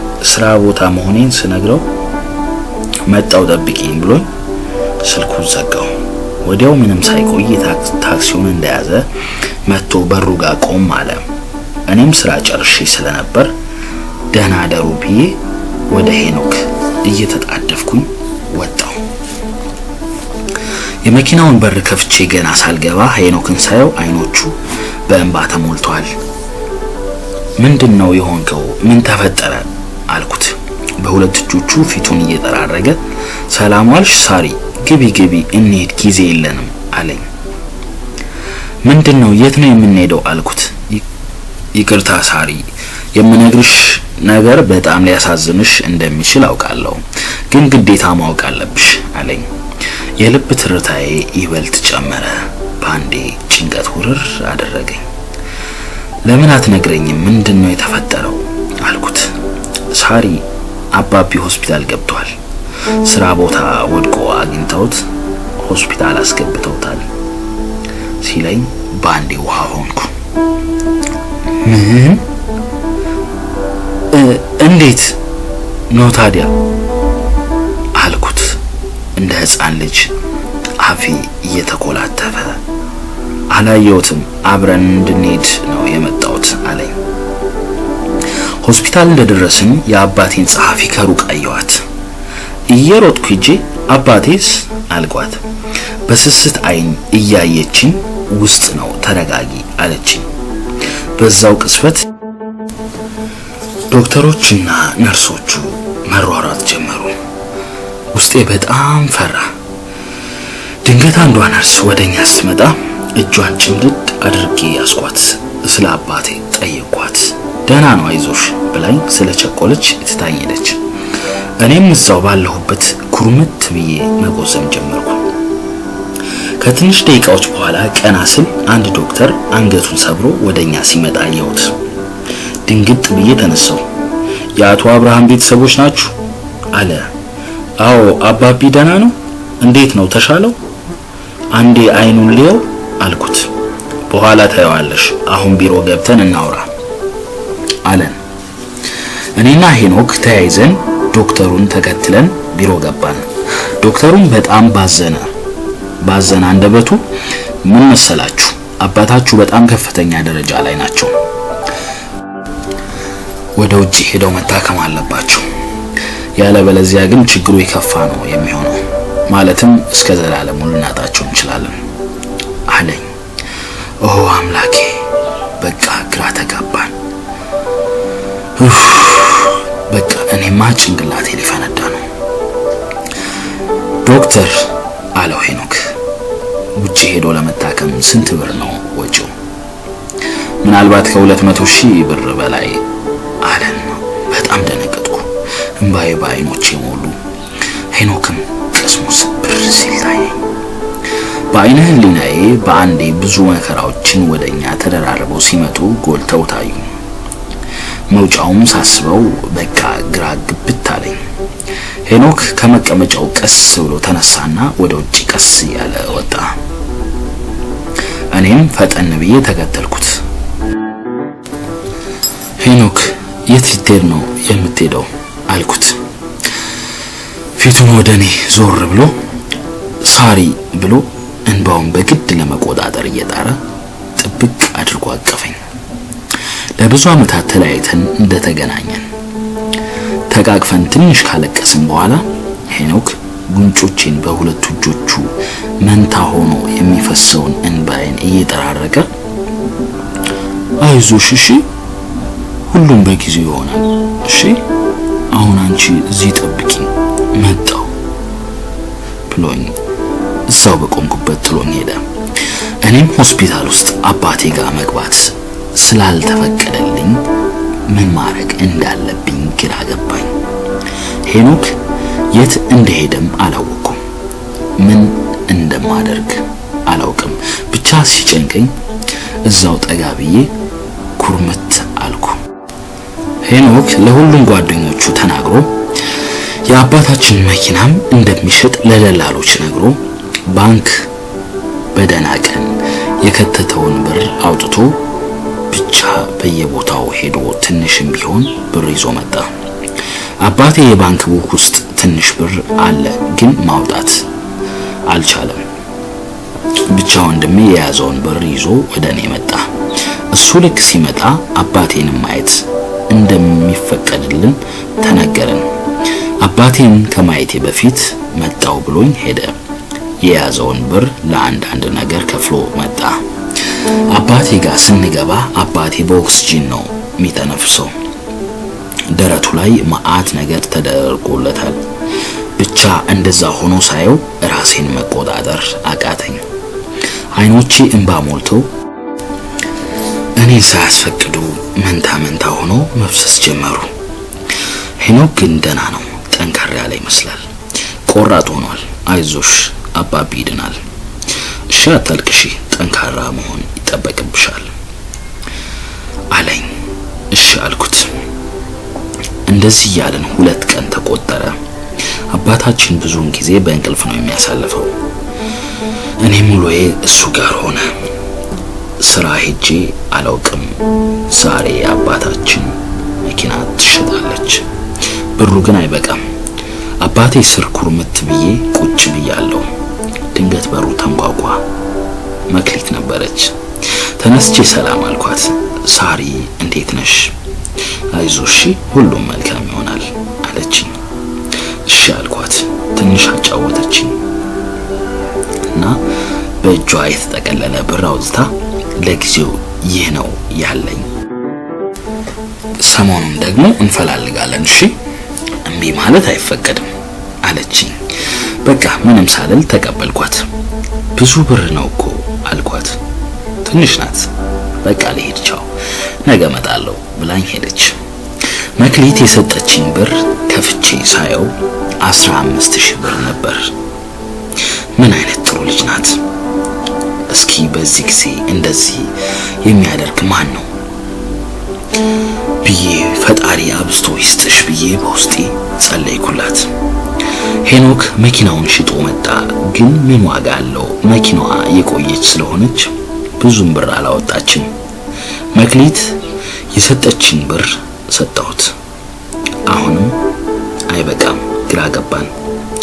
ዶክተሮቹ ደግሞ በዚህ 2 ቀን ውስጥ አባታችን ዋናውን ሕክምና ካልጀመረ ችግሩ የከፋ እንደሆነ ነገሩን። ኦ አምላኬ! በቃ ጨነቀን። በቃ የመጨረሻ አማራጭ ያለን ቤታችንን አስይዘን ብር መበደር ነው። እሱም ተደረገ። አሁንም አልበቃም። ግራ በመጋባት ውስጥ ሆነን ቀናቶች እየተቆጠሩ ነው። የአባታችን ሕይወት በጣም አስጊ ደረጃ ላይ እየደረሰ ነው። ድንገት ግን አንድ ሐሳብ መጣልኝ። እሱም የፈለኩበትን ብር ማግኘት የምችልበት መንገድ ነበር። ምናልባት ግን ገብቼበት ለመውጣት ልቸገር እንደምችል ሳስብ ፍርሃት አለኝ። ግን ከአባቴ ሕይወት አይበልጥም። አገባሻለሁ እያለ የሚጨቀጭቀኝን ሻምበል የተባለውን ሀብታም እሺ ብሎ ከሱ ብር መቀበልና የአባቴን ሕይወት ማትረፍ ነበር። ሆስፒታል ሳለሁ አንድ ቀን ደውሎልኝ የት ጠፍተሽ ነው ሲለኝ አባቴ እንደታመመና ችግር ውስጥ እንደሆንኩ ስነግረው በቃ አገባሃለሁ ካልኩት ሙሉ ወጪ ችሎ አባቴን እንደሚያሳክምልኝ ሲነግረኝ ተናድጄ ምንም መልስ ሳልሰጠው ጆሮ ላይ ነበር የዘጋውበት። አሁን ግን የቁርጥ ቀን መጣች። ሻምበል ጋር ልደውል ስልኬን በእጄ ያዝኩት። ደወልኩለት። ስልኩን አነሳው። ሄሎ ሳሪ ሲለኝ ሰላም እንኳን ሳልለው እንደምፈልግና አሁን መገናኘት እንዳለብን ነገርኩት። እሺ ብሎኝ በፍጥነት ከቀጠርኩበት ካፌ ደረሰ። ገና ሳይቀመጥ ብድግ ብዬ በቃ አገባሃለሁ ብቻ የአባቴን ሕይወት አትርፍልኝ አልኩት። በአንዴ በደስታ ፊቱ ሲቀያየር ታየኝ። በቃ በዛው የ100,000 ብር ቼክ ጽፎ ሰጠኝና ማታ ካለሁበት መጥቶ እንደሚወስደኝ ነገረኝ። እኔም ሳልመልስለት ቼኩን ይዤ ወደ አባቴ በረርኩ። ሆስፒታል በር ስደርስ መጀመሪያ መክሊትን ነጠል ብላ ስታለቅስ አየኋት። 100,000 ብር ቼኩን ይዤ ወደ አባቴ ሮጥኩ። ግን የአባቴ ሕይወት ላድን ብዬ የኔን ሕይወት ጨለማ ውስጥ እንደመከታት ውስጤ ነግሮኝ ነበር። ወደ ሆስፒታሉ በፍጥነት ገባሁ። ወደ አባቴ ክፍል ልሄድ ስል መክሊትን ከርቀት አየኋት፣ ቁጭ ብላ ስታለቅስ። ፍጥነቴን ቀንሼ ወደ እሷ ቀስ ብዬ ተጠጋሁ። መክሊት ምንድነው የተፈጠረው አልኳት። ቀና ብላ አየችኝ። አይኗ በጣም ቀልቷል። አይኖቿ ብዙ ሰዓት ያለቀሰችበት ይመስላል፣ ደፍርሰዋል። ብላ ገና ልትናገረው ያሰበችውን ሳትጨርስ እንደገና እንቧ እየተንከባለለ ይወርድ ጀመር። ጨነቀኝ፣ የማረገው ጠፋብኝ። የሆነውን ለማረጋገጥ ወደ አባቴ ክፍል ቀስ እያልኩ መጠጋት ጀመርኩ። ወዲያውኑ ሄኖክ ያዙኝ ልቀቁኝ እያለ ከአባቴ ክፍል ሲወጣ አየሁት። በህልም መሰለኝ። ያየሁት ነገር ማመን አቃተኝ። በስመ አብ ወወልድ ወመንፈስ ቅዱስ አህዱ አምላክ ብዬ ደጋግሜ አማተብኩ። ቀስ እያልኩ ተጠጋሁ። ሄኖክ እኔን ሲያኝ እህቴ ብሎ ሮጦ መጥቶ ተጠመጠመብኝ። ምን ሆንክ አባቢ? ባሰበት? በጣም አመመኝ እንዴ? ቅድም እኮ ደህና እያወራኝ እየመከረኝ ነበር አልኩት። ሄኖክ ጭራሽ ባሰበት። ጓደኞቹ መጥተው ከኔ ያላቀቁት። መክሊትም ቀስ ብላ መጣችና ጎትታ ቁጭ እንድል አደረገች። ቁጭ እንዳልን ነፍሳቸውን በገነት ያኑረው፣ ምንም ማድረግ አይቻልም፣ እግዚአብሔር ያለው አይቀርም አለች። ስለምን እያወራች እንደሆነ አልገባ አለኝ። ሰውነቴን ውርር አደረገኝ። ከተቀመጥኩበት ብድግ ብዬ ባቢ አባዬ ምን ሆነ አልኩ። ሳርዬ አባቢ ጨከነብን፣ ብቻችን ትቶን ሄደ። በማመን ባለማመን ውስጥ ሆኜ እንባዬን በጉንጬ ይፈስ ጀመር። ራሴን ሲያዞረኝ ሸርተት ብዬ ከመሬት ተቀመጥኩ። በእጄ ያዝኩትን ቼክም ወረወርኩት። ምድርና ሰማዩ ተደበላለቀብኝ። በቃ ሁሉም ነገር ህልም መስሎ ታየኝና ከህልሜ እስከምነቃ ቸኮልኩ። ድንገት ከመቀመጫ የተነስቼ በፍጥነት ማንም ሳይዘኝ ሮጬ አባቢ ክፍል ገባው። ስገባ አባቢ ነጭ አንሶላ አልብሰውታል። አባ ያሉንን ገንዘብ አግኝተናል፣ ነገ ታከማለሽ አልኩት። መልስ ሳይሰጠኝ ዝም አለ። አባዬ ጸጥ ጠጋ ብዬ አንሶላውን ገለጥ አባቢ ስለው ግን ምንም አልመለሰልኝም። ቅድም ሰውነቱ ያቃጥላል ስለው እንዳልቆየው አሁን በረዶ ሊሰራ ትንሽ ነበር የቀረው። እውነትም አባቢ ተለይቶናል። ዳግም ላይ መለስ ሄዷል። ዳግም ላይ ነቃ አሸልቧል። አባቢ ብዬ ጮኩኝ። እዛው ራሴን ስቼ ወደቅኩ። በሁለተኛው ቀን ከእንቅልፌ ስነቃ ግን ራሴን ሆስፒታል ውስጥ ነበር ያገኘሁት። ምን እንደተፈጠረ አላስታውስም፣ ግን የአባቢ መሞት ትዝ አለኝ። ራሴን በደንብ ሳውቅ ቀና ብዬ አካባቢን ማጥናት ተያያዝኩኝ። ሄኖክ ከአጠገቤ ኩርምት ብሏል። መክሊትም አለች። መሬት እያዩ ይቆዝማሉ። መንቃቴን አላወቁም። ሄኖክ ጥቁር በጥቁር ነው የለበሰው። ወንድሜ አልኩት። አባቢስ አልኩት። መክሊት ዶክተር ልጠራ እየሮጠች ወጣች። ወንድሜም ብድግ ብሎ አለ ይመጣል እያለ እንደምንም መረጋጋት እንዳለብኝ ነገሩ። ሄኖክ በተሰበረ ልብ በተሰበረ ተስፋ እህቴ የቀረሽኝ አንቺ ብቻ ነሽ፣ እባክሽ ተረጋጊ፣ ምንም እንድትሆኝብኝ አልፈልግም፣ አባቢ ላይ መለስ ትሆን ሄዷል፣ እባክሽ ተረጋጊ፣ አላሳዘንሽም ሲለኝ ክፉኛ ውስጥ የተሰበረ። የዛን ዕለት ወደ ቤት ተመለስን። ቤታችን በሰው ተሞልቷል። የኔ በሰላም መመለስ ጎረቤቱን አስደስተው አባቢ ቀብሩ ላይ ሳሎን ቀብሮታል። በቃ ነገሮች ሁሉ ተመሰቃቀሉ። አርባው እስከሚመጣ ድረስ ሐዘን ተቀመጥን፣ ግን ምንም የምንቀይረው ነገር የለም። አርባው ካለፈ በኋላ እኔና ሄኖክ ተነጋግረን ሁለታችንም ወደ ስራችን መመለስ እንዳለብን ተነጋገርን። ቤታችንን በዕዳ አስይዘነዋል። ስለዚህ ግዴታ መስራት በደንብ ተነጋገርን። ለኔ ብር የሰጠኝ ሰውዬም የአባቴን መሞት ስለሰማ ብዙም አላስቸገረኝም። ወደ ስራ ተመልሼ 1-2 ቀን ከዋልኩኝ በኋላ ግን እንደ ድሮ ይጨቀጭቀኝ ብቻም ሳይሆን ግዴታ አድርጊ ያለኝን ማድረግ እንዳለብኝ፣ ካላደረኩ ግን ቅጣቱ የከፋ እንደሆነ ያስፈራራኝ ጀመር። ብሩን ግን አልቀበልም ቢልም ወርውሬለት ስለሄድኩ ወስዶታል። ብቻ በቃ ነገሮች ሁሉ በጣም ከበዱን። እኔና ሄኖክ ግን አይዞህ እየተባባልን ተስፋ አልቆረጥንም። ሄኖክ ሌትና ቀን ይሰራል። እኔም ደሞዜ ትንሽ ብትሆንም እሰራለሁ። ከብርጭቆ ማጠብ ሂሳብ። መክሊት ምርጥ ጓደኛ ሆነች። አንድም ሌላ ሮዛ የምትባል ልጅ ጓደኛ አፍርተናል። በቃ ምርጥ ጓደኝነት አለን። ሮዛ የጅማ ልጅ ነች። አባቷ ከትምህርቷ አቋርጠው ሊድሯት ሲሉ ጠፍታ ሰው ቤት እየሰራች የማታ ትማር ነበር። የምትሰራበት ሰውዬ አስገድዶ ከደፈራት በኋላ አርግዛ አስወርዳለች። ከዛ መሄጃ ስታጣ ነው ይህንን ስራ የመረጠችው። ብቻ ምርጥ ልጅ ናት። ጓደኝነታችን ያስቀናል። ሄኖክ አባቴ ከሞተ ቀን ጀምሮ መጠጥም መቃምም ማጨስም እርግፍ አድርጎ ትቷል። ስራ ይውላል። ሲጨርስ ቤት ገብቶ እራት እየሰራ ይጠብቀኛል። ያለኝ እሱ ብቻ ነው። በጣም ነው የምወደው የማከብረው የምሳሳለት። እሱም እንደዛው።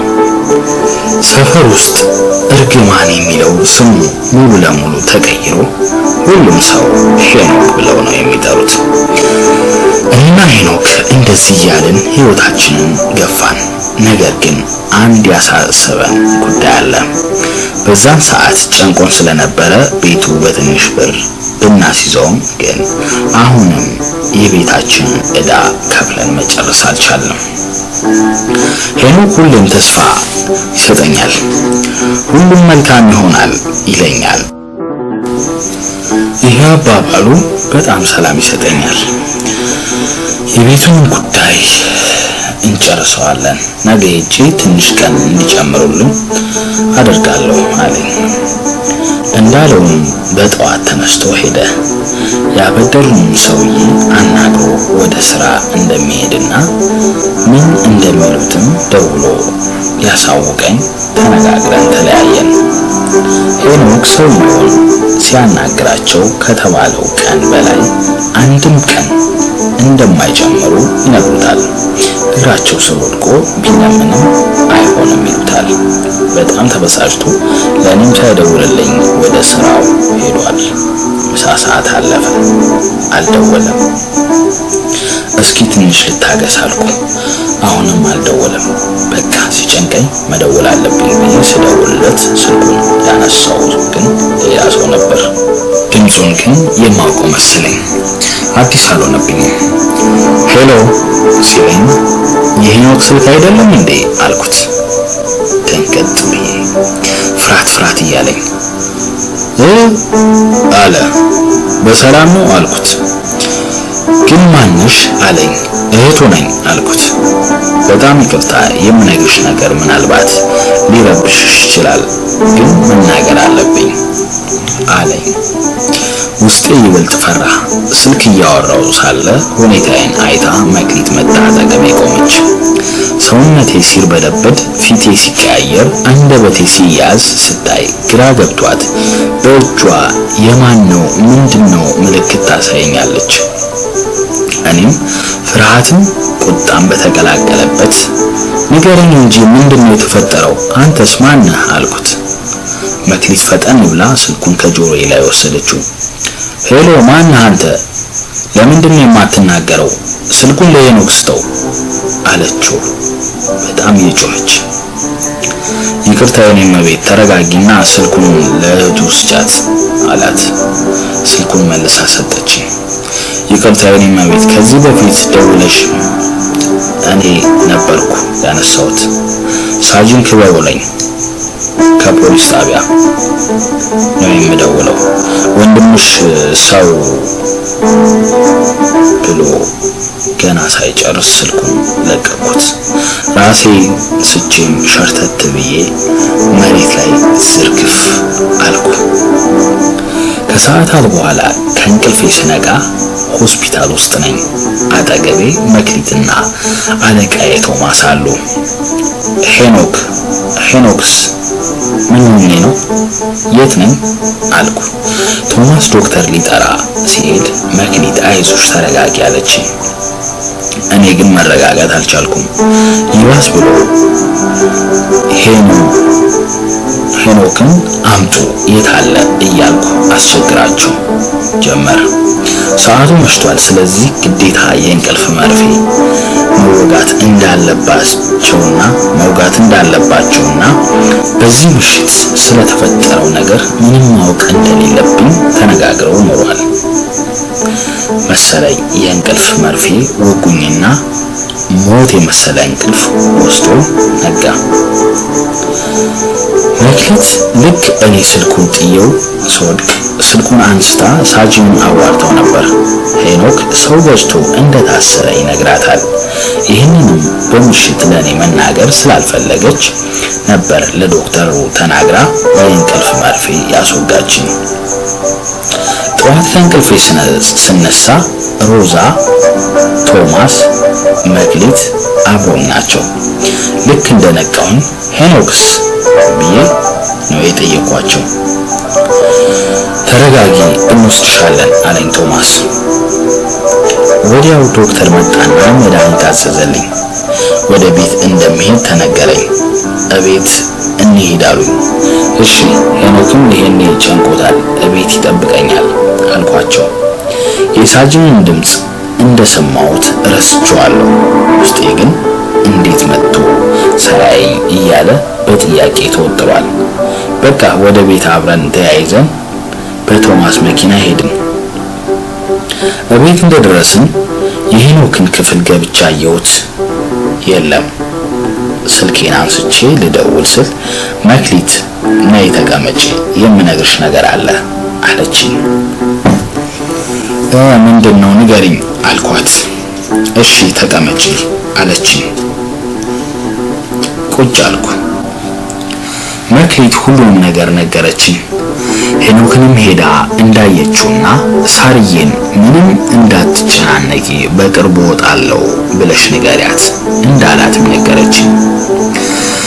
ሄኖክ ብር ያበደረውን ሰውዬ አናግሮት እምቢ ከስምምነት ቀኑ አንድም ቀን አልጨመረም፣ ካልሆነ ቤቱን ወስድባችኋለሁ ሲለው በብስጭት መኪና ሲነዳ ነበር።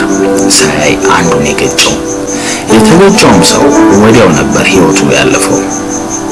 በቃ የምትነግረኝን ነገር ማመን አልቻልኩም።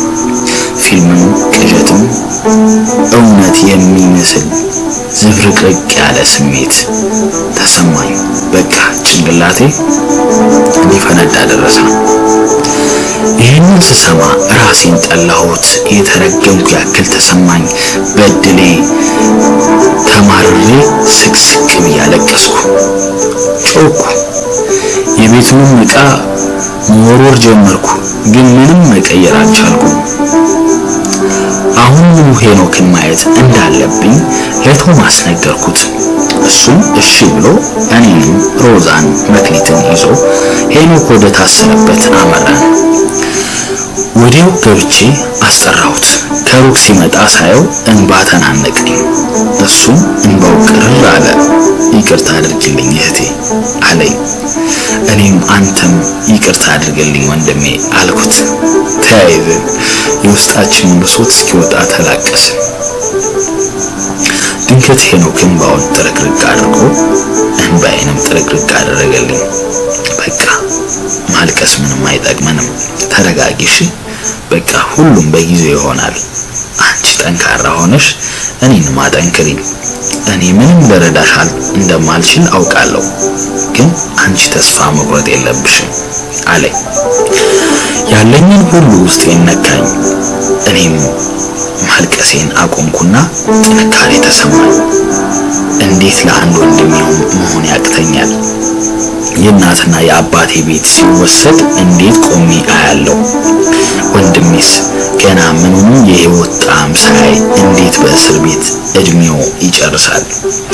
ሁሉንም አሰብኩት፣ ግን የእነዚህ ጥያቄዎች መልስ እኔ ጠንካራ ሆኜ ወንድሜን ማጠንከር እንዳለብኝ አሰብኩኝ። እሺ ወንድሜ፣ ሁሉም በጊዜው ይሆናል፣ ተረጋጋ አልኩት። እሺ አለኝ። በቃ ወንድሜ ነገ እመጣለሁ፣ ራስህን ጠብቅ ባይ አልኩት። እሺ አንቺን ብሎ እሺ ብየው ተለያየን። ቶማስን ወደ ቤት እንዲወስደኝ ነገርኩት። እቤት ስንደርስ ብቻዬን መሆን እንደምፈልግ ስነግራቸው እሺ በኋላ እንመጣለን ብለው ትተውኝ ሄዱ። እኔም ቁጭ ብዬ ከማልቀስ ይልቅ ምን ማድረግ እንዳለብኝ አሰብኩ። 3 ነገሮች ወደ ህሊና የመጡልኝ። አንደኛው አማራጭ የምፈልገውን ለማግኘት ሀብታሙን ሰውዬ አቶ ሻምበልን እሱ የሚለኝን ሁሉ ማድረግ። ሁለተኛው አማራጭ ወይም ከሌላ ሰው ብድር ማፈላለግ። ሶስተኛው አማራጭ ደግሞ በቃ ቁጭ ብዬ ቤታችንም ሲወሰድ ማየት፣ ወንድሜም እስር ቤት ውስጥ ሲያረጅ ዝም ብዬ መመልከት። ከነዚህ አማራጮች አንዱን መምረጥ ይኖርብኛል፣ ግድም ነው። ግን ግራ ገባኝ። ማንኛውን ልምረጥ? ወይኔ! ይህንን እያሰብኩ ሶፋው ላይ እንደተቀመጥኩ እንቅልፍ ወሰደኝ። ወንድሜን ከእስር ለማስፈታትና የቤታችንን ዕዳ ለመክፈል ግዴታ እነዚህን አማራጮች መጠቀም እንዳለብኝ አሰብኩኝ። የመጀመሪያው ዕቅዴ ብር ያበደረንን ሰውዬ ሄጄ እግሩ ላይ መውደቅ፣ ትንሽ ጊዜ እንዲጨምርልን ማድረግ ነው። እሱንም ወንድሜ እንደዛ ሲለምነው አሻፈረኝ ብሎ ለአደጋ እንዳልዳረገው ሁሉ እኔ በርከክ ብዬ ስለምነው ሴት ስለሆንኩ ይሆን አሳዝኘው አላውቅም፣ ቶሎ ብሎ እሺ እስከዚህ ቀን ጨምሬላችኋለሁ ሲለኝ ከተንበረከኩበት ብድግ አልኩና አመሰግናለሁ ብዬ ከፍ ላደረገው ስል ችግር የለውም አለኝ በእጁ እንደ መገፍተር አድርጎ። ደስ ይላል፣ ይሄ ተሳክቶልኛል። ከዛ ደግሞ ከማውቃቸውና ከሚያውቁኝ ከጓደኞቼ ትንሽም ብትሆን ብር ለማሰባሰብ ወሰንኩኝ። ግን ምን ዋጋ አለው? አልተሳካልኝም።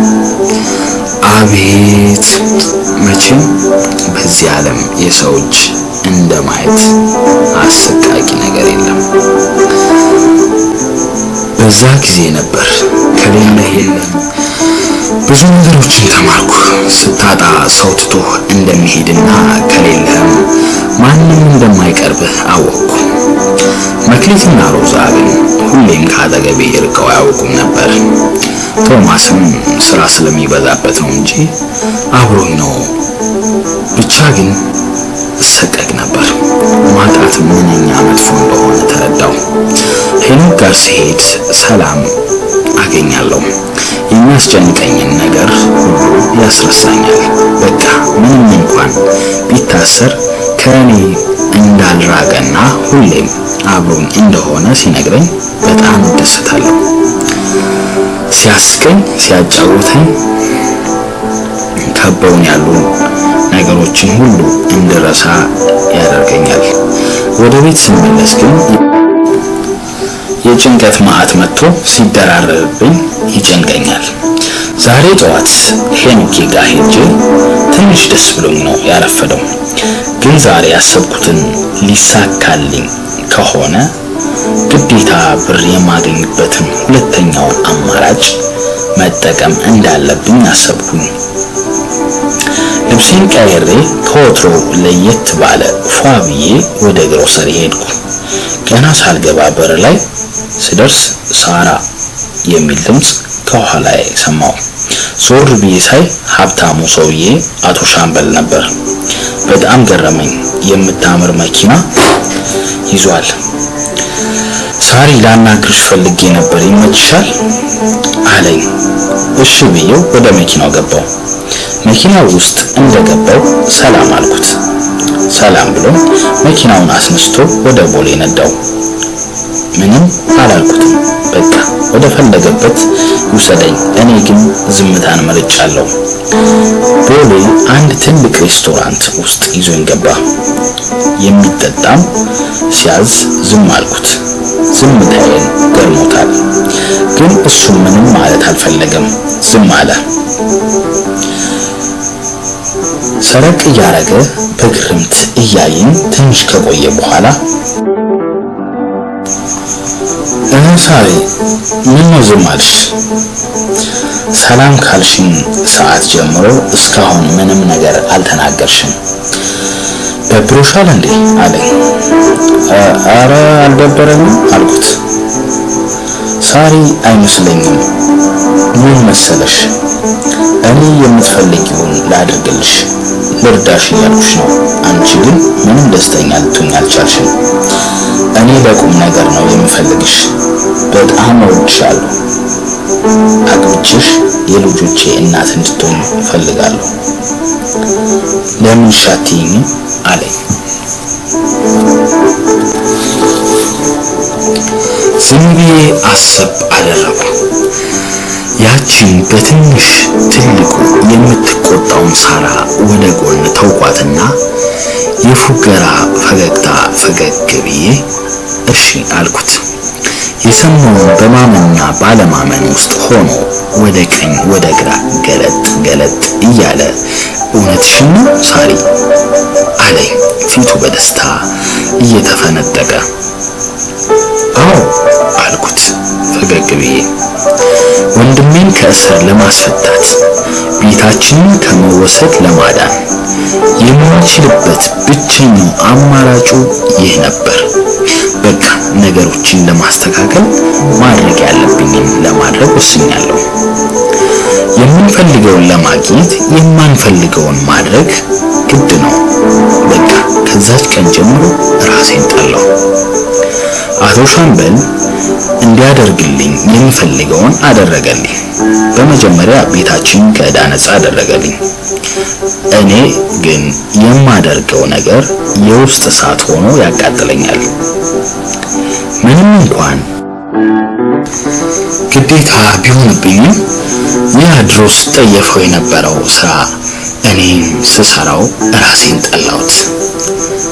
ምንም እንኳን ከተለያዩ ወንዶች ጋር ባልወጣም በቃ ያለ ፍላጎቴ ለብር ብዬ ከሱ ጋር መሆኔን ሳስበው ክፉኛ ራሴን ጠላሁት። ሄኖክ ቤታችን ከሰዎች ብር ተበድሬ እንዳስለቀቅኩት ነው የሚያውቀው።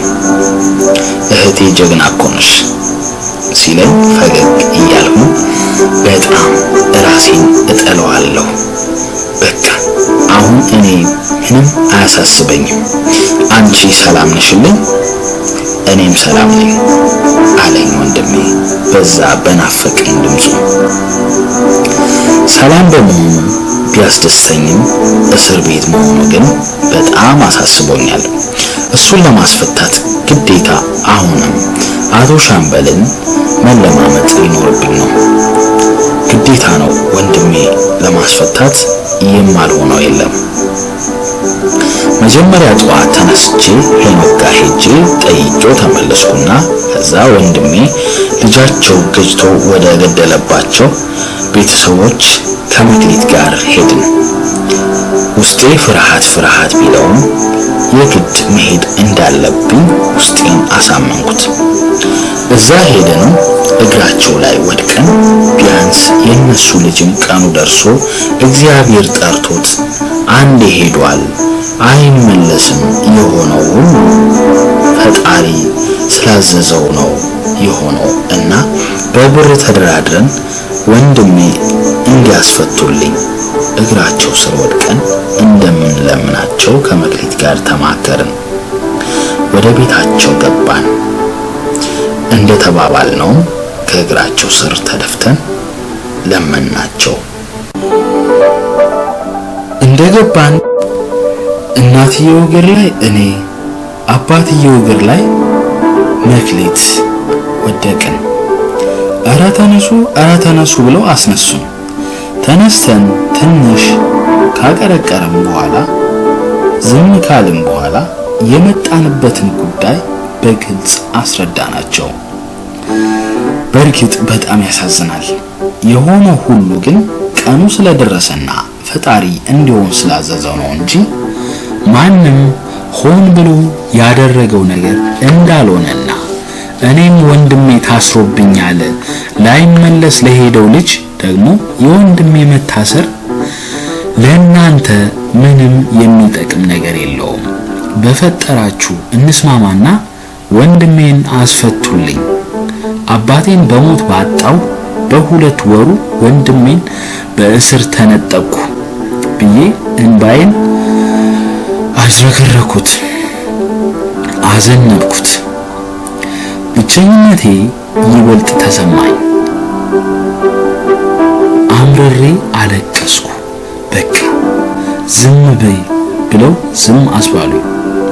ዝም ብዬ ሳያቸው ግን የሟች አባትና እናት ግራ ተጋቡ። የልጃችንን ደም በብር ልንቀይር አናደርገው፣ ደግሞ ወዲያው ከእንግዲህ አይመለስ፣ በብር እንስማማ፣ ስለታሰረ የምንጠቀመው ነገር የለም ብለው የሚሉ ይመስላሉ። በፊታቸው ገጽታ ብቻ ግን ዝምታ ለትንሽ ሰዓታት ነገሰ። ዝምታውን ለመስበር ቃላት ሳመቻች ድንገት አቶ ሻምበል ደወለ። እየቀፈፈኝ ስልኩን አንስቼ ወደ ውጭ ወጣሁ። ሄሎ አልኩት። ሄሎ የኔ ቆንጆ አለኝ በጎርናና ድምፁ። ሰላም ከተባባልን በኋላ ላገኝሽ ፈልጋለሁ፣ ሰርፕራይዝ አለሽ አለኝ። እምቢ ማለት ስለማልችል እሺ አልኩትና ስልኩ ተዘጋ። ስልኬን ዘግቼ ተመልሼ ስገባ የሟች ቤተሰቦች አሁንም ግራ እንደተጋቡ ነው። ብቻቸውን እንዲያስቡበትና ውሳኔያቸውን እንዲነግሩ በማሰብ የስልክ ቁጥሬንና የቤቴን አድራሻ ነግሬያቸው ወደ ቤቴ መጣሁ። መክሊትም በሚሄድበት ሁሉ አብራኝ ነች። እንዴት ያለች ጥሩ ልጅ መሰለቻችሁ! መክሊት ሄኖኬን ትወዷለች። አረ እንዲያውም በጣም ታፈቅረዋለች። በቃ ለሱ ያላት ፍቅርና ክብር እንዴት ደስ እንደሚል! በፊት በሚጠጣና ሴት በሚቀያይርበት ጊዜ ሁሌም እሷ ነበረች አብሮ የምታድረው። ብርም አትቀበለው።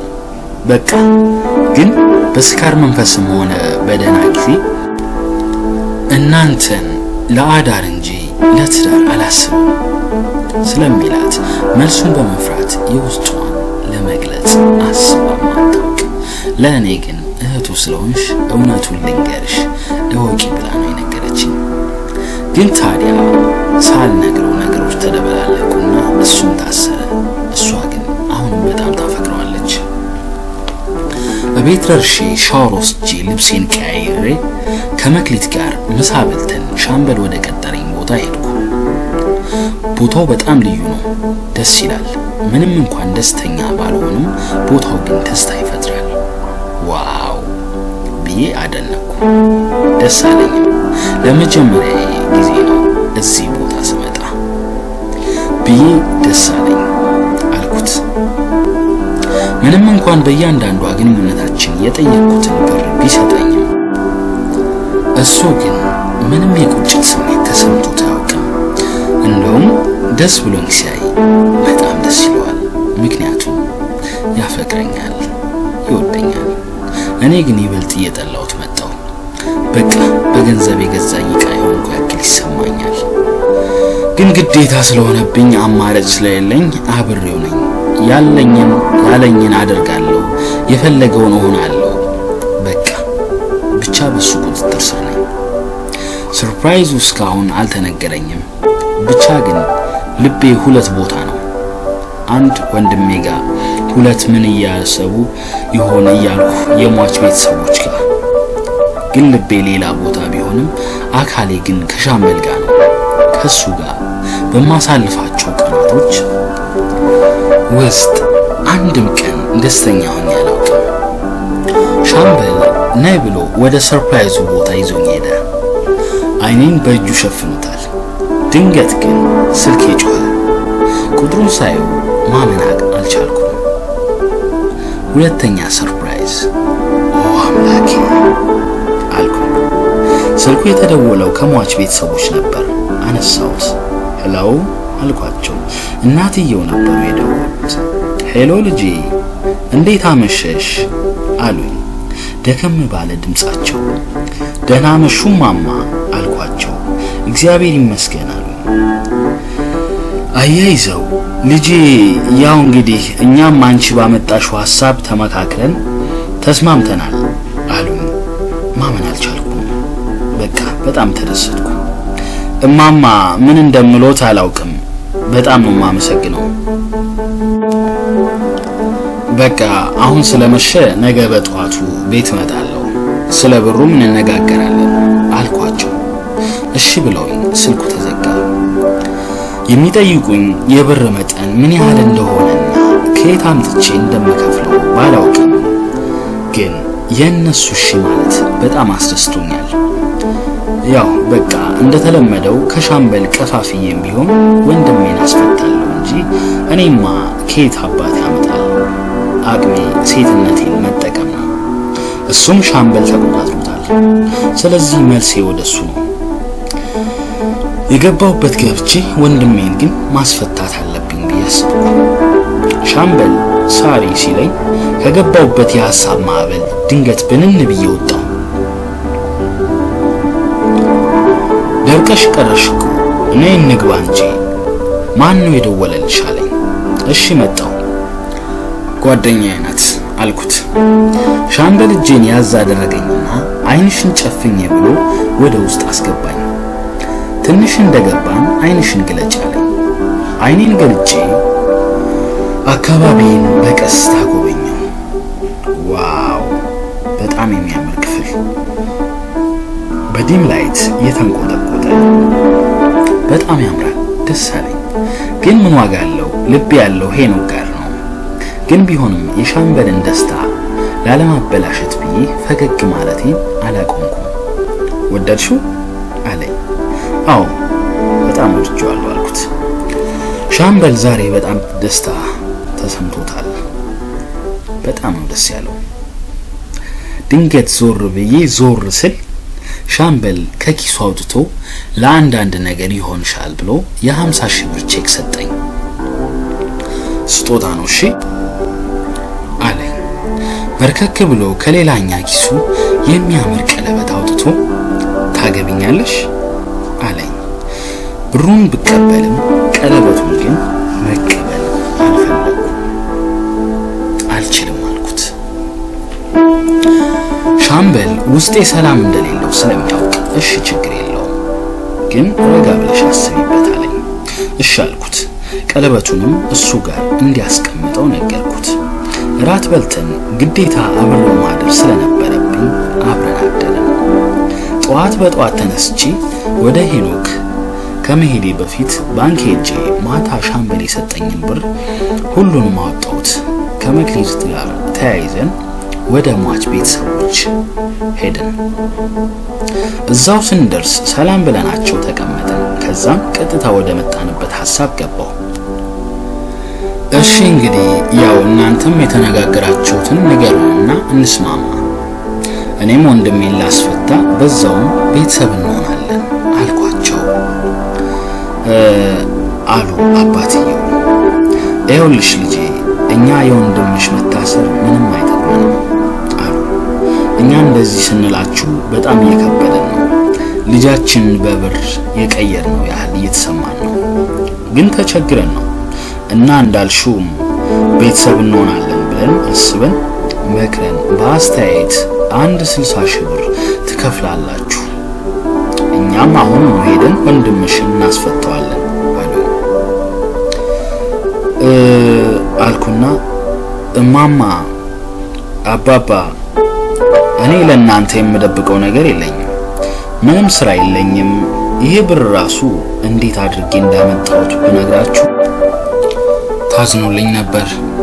በቃ ትንሽ አስተያየት አድርጉልኝና እንስማማ አልኳቸው። ከመክሊት ጋር አይን ለአይን ተያየን። መክሊት የማደርገውን ሁሉ ታውቃለች፣ ግን በምን መልኩ ልትረዳኝ ስለማትችል ዝም ነው የምትለኝ።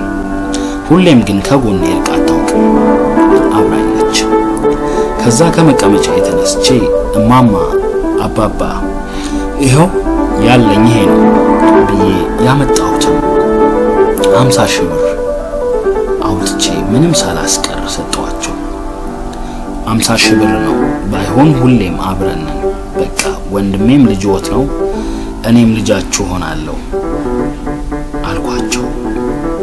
አባትየው ብሩን ተቀበሉኝ። እሺ ይሁን በቃ አሁን ወንድምሽን እናስፈታልሻለን አሉኝ። ደስ አለኝ። ብድግ ብዬ ሄጄ አቀፍኳቸው። የደስታ እንባ አነባው። አይዞሽ ብለው አባበሉኝ። አባትየው ተነስተው ልብሳቸውን ቀይረው ተያይዘን ወደ ፖሊስ ጣቢያ አመራን። በውስጤ ግን አንድ ነገር አስብ ነበር። ወንድሜ ሊፈታ መሆኑን ሳውቅ በጣም ብደሰትም ግን እኔ ከገባውበት መዓት እንዴት እንደምወጣና ለወንድሜስ ምን ብዬ እንደማስረዳ ሳስብ ይጨንቀኛል። ግን ፈጣሪ አለ። ይሄ እንደሚመጣስ ማን አስቦት? ሁሉም በእርሱ ፈቃድ ነው እያሉ ራሴን ለማረጋጋት ሞክራለሁ። ፖሊስ ጣቢያ እንደደረስን አባትየው ወደ ፖሊሶቹ ሲሄዱ እኔና መክሊት ሄኖክን አስጠርተን ሲመጣ ምንም ነገር ሳናስፎግር ሁልጊዜ እንደምንጠይቀው አወራን። ሌላ ምንም ነገር አልነገርነውም። ልናስፈታው እንደሆነ ሊያውቅ አይደለም አልጠረጠረም። ዝም ብለን ስንጫወት ከቆየን በኋላ በቃ ቻው ብለነው ተያይዘን ወጣን። የሟች አባት መስማማታቸውና የሄኖክ መታሰር ምንም የሚቀይርላቸው ነገር እንደሌለ አስረድተው እንዲፈታላቸው ጠይቀው ተማጽነው ወደኛ መጡ። ነገር ግን የምናስተካክለው ነገር ስላለ ዛሬ በዛሬ መውጣት አይቻልም፣ ምናልባት ነገው ወይም ደግሞ ከነገ ወዲያ ነው ብለውኛል። ችግር የለውም ብቻ ይፈታልኝ እንጂ አልኳቸው። እኔ ሮጥ ብዬ ወደ ውስጥ በመግባት ሳጅን ክበበውን አናገርኩት፣ ለመንኩትም። እሺ አትጨናነቂ ይለቀቃል አለኝ። ነገር ግን ለሄኖክ ሊፈታ እንደሆነ እንዳይነግረው ሊወጣ ሲል ብቻ ውጣ እንዲሉትም አደራ ተናግሬ ተመልሼ ወደነ መክሊት መጣሁ። እኔና መክሊት ወደ ቤት ሄደን ቤቱን አጸዳን። ለሄኖክ ምግብ፣ ኬክ፣ ስጦታ ብዙ ነገሮችን አዘጋጀን። በቃ ብቻ ቤታችን አዲስ ዓመት ይመስል በጣም ደመቀ፣ አማረበትም። ግን አሁንም የሻምበል ነገር ድንገት እየመጣ ደስታዬን ያበላሽብኛል። የዛን ዕለት ስንጠብቀው ውለን ሄኖኬ ሳይፈታ አደረ። ምንም አላልኩም። ቶማስም ስራውን ትቶ ከኛ ጋር ሲያደምቅ ነበር የዋለው። በቃ እንደማይመጣ ሲያውቅ ባይ ነገ እመጣለሁ ብሎ ጥሎን ሄደ። ቶማስ ሲበዛ በጣም ጥሩ ልጅ ነው። ትህትናው፣ ጸባዩ፣ ሰው አክባሪነቱ በዛ ላይ ውብ ነው። ብቻ ብዙ ነገሩ ይስበኛል። ኧረ ምን መሳብ ብቻ እንደው አፍሬ ሳልነግራችሁ እንጂ በቃ ስለሱ ሳስብ ሰውነቴን ይነዝረኛል። ፍቅር ነገር ያዝ ሳያደርገኝ አይቀርም። ግን ከሻምበል ጋር ምን እንደማደርግ ስለሚያውቅ በፍቅር ደረጃ አውርተን አናውቅም፣ በስራ ወይም በሌላ ጉዳይ ካልሆነ በስተቀር። ሄኖኬ ሳይፈታ መሽቶ ነጋ። ዛሬ ግን በእርግጥ ይፈታል። ለሄኖክ ራሴ ሁሉን ነገር እስከነግረው ድረስ ብር ስለመክፈሌ በጭራሽ እንዳይነግሩት ለሟች ቤተሰቦች አደራ አልኳቸው። እነሱም በሐሳቤ ስለተስማሙ አልተናገሩም። ወንድሜን አስፈትተን እቤት ሄደን ደስ የሚል ቀን፣ ደስ የሚል ምሽት ሆነ። ወንድሜ፣ ሮዛ፣ ቶማስ፣ መክሊት፣ እኔ ሁላችንም ደስ ብሎን አመሸን። ሲመሽ ሁላቸውም ባይ ብለውን ሄዱ። እኔና ሄኖክ ወንድሜ ብቻ እቤት ውስጥ ቀረን። ሄኖክ ከመቀመጫው ተነስቶ እግሬ ላይ ወድቆ ማርኝ እህቴ፣ አንገላታውሽ፣ ለእኔ ብለሽ ብዙ ተፈተንሽ አለኝ። በሁለት እጆቹ እግሬን ጭምድድ አድርጎ ይዞ እንዴ ምን እያልክ ነው አልኩት። ስለምን እያወራ እንዳለ ስላልገባኝ። እህቴ ሁሉንም ነገር አውቃለሁ። እኔ ምንም እንኳን እስር ቤት ብሆን ጓደኞቼ እየመጡ የከፈልሽልኝን መስዋዕት ሁሉንም ነገር ነግረውኛል ብሎ ስቅስቅ እያላለቀሰ የኔም እንባ መንታ መንታ ሆኖ ይወርድ ጀመር። እሺ ወንድሜ ተነስ፣ በቃ አታልቅስ፣ አማራጭ ስላጣው ነው፣ ለኔም ይቅርታ አድርግልኝ አልኩት። ይቅርታ ተጠያይቀን ተቃቅፈን ተላቀስን። ሁለታችንም ሶፋው ላይ እንደተኛን ነጋ። መቼ እንደተነሳ ባላውቅም ጠዋት ከመኝታዬ ስነሳ ሄኖክ ቁርስ ሰርቶ ጠበቀኝ። በጣም ገረመኝ፣ ደስም አለኝ። ቁርስ እንደበላን የምወስድሽ ቦታ አለ ብሎኝ ልብሳችን ቀይረን ተያይዘን ወጣን። ያልጠበቅኩት ቦታ ሻምበል ጋር ነበር ይዞኝ ሄደው። ሳየው ፍራት አለኝ። አይዞሽ አለኝ ሄኖክ ፊቴ ሲቀያየር አይቶ። ሻምበልን ሰላም ብለነው ተቀመጥን። ሄኖክ ሻምበልን እንዲህ ሲል ጠየቀው፣ የማታፈቅርህን ሴት አግብተህ በብር ስትገዛት መኖር ትፈልጋለህን አለው። ሻምበል ብሎ ጀመረ። አልፈልግም፣ ግን እኮ እኔ አፈቅራታለሁ አለው።